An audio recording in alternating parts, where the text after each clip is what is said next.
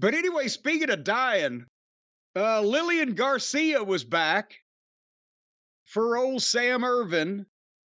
Oh, Sam, we barely knew ye. As we mentioned on the previous program that we did, Samantha Irvin has given her notice, and a very kind and flattering and complimentary message she sent out to all her co-workers and fans and et cetera, that she's moving on to.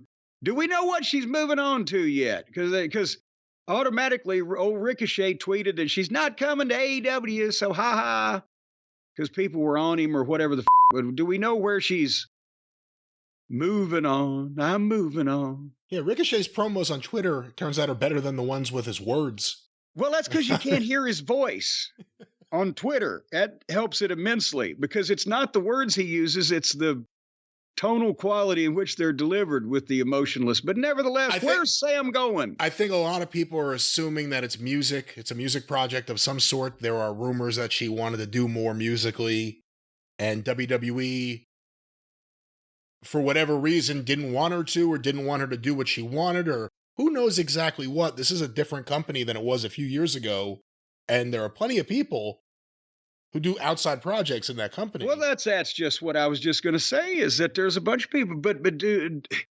they want possibly a piece of something, or want her to do the outside projects inside? Because now they own, agenting firms and bull riding and every kind of fighting in the world, and Hollywood gaga, perhaps tanning salons, a chain of goddamn health food stores. We don't know what these people are into. Did they want her to be on their record company or something, or have some involvement in her personal business?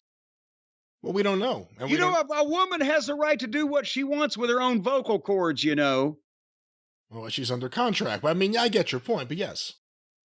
What did you think? We're talking about Samantha Irvin. We just put up a clip about that, obviously. Lilian Garcia returning. She looks great for her age, but she is someone... What is her age? I don't know how old she would be. Hold on.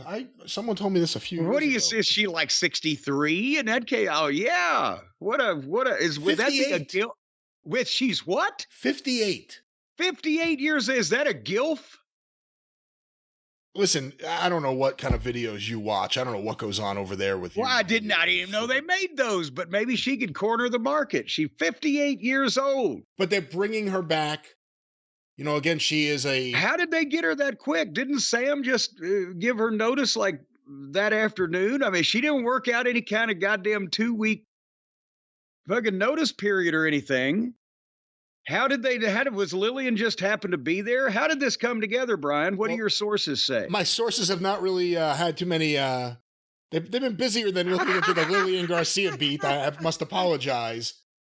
But my question is going to be... We should have had the airport staked out, but what's your question? My question is, Lilian Garcia returning, a voice from, a good period of time. I mean, what was it, 20 years? I mean, when did she start? The late 90s? I don't know. I never knew her. Well, so it must have been after 99. I don't remember her being around till I moved to Louisville and got away from these people. Is that the right thing to do? WWE, their ring announcers seem to get more attention today than they, have since Howard Finkel. Do you go back to someone like that, or do you try to develop a new ring announcer? Do you have... Well, no, I doubt. I mean, she might be there next week, but I don't think this is, a reprise of past glory. It sounds like that they didn't know. They either didn't know that Samantha was going to be leaving, or they knew she was going to be leaving, but they wanted a familiar name to soften the shock while they transition somebody. They've got other ring announcers in the company, don't they? I mean, if something had happened to Samantha, like she got whooping belch or something, would there have been somebody else to fill in the entire WWE umbrella? Yeah, the woman who does SmackDown, the guy on NXT. I mean, there are various people. Yeah, so I know they want a different person on each show, but it sounds like they didn't know a lot ahead of time. They thought, well, we don't want people to think, something's being disrupted or call attention to it, so we'll have Lilian Garcia come back, but would she want at almost 60 years old to go back on the road every fucking Monday night and potentially to Saudi fucking Arabia to do this shit? Especially they give her the big introduction and welcome her back, and she blows her first introduction. Maybe she looks great for 58, but the Alzheimer's is setting in early.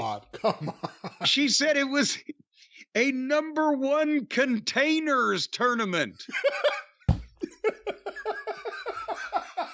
On the left, we have boxes from Uline. On the right, we have Tupperware from Seal Test, and the Tupperware will be the special referee. And the #1 containers tournament. But I don't think this is. No, I mean, I'm not saying anything against her either, but I would think they would want, if they want all these young people to be watching, they would want, one of their young, fresh, ring announcers. Except, well, I don't know why the guy on NXT with that hair and that wardrobe, why they think anybody'd watch that, but looks like fucking Emmett Kelly's love child.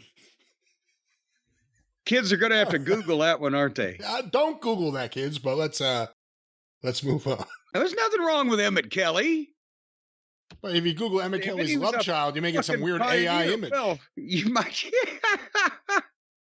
Actually, he'd be the love child of Emmett Kelly and fucking Kenny McIntosh. That's what it would be. Anyway,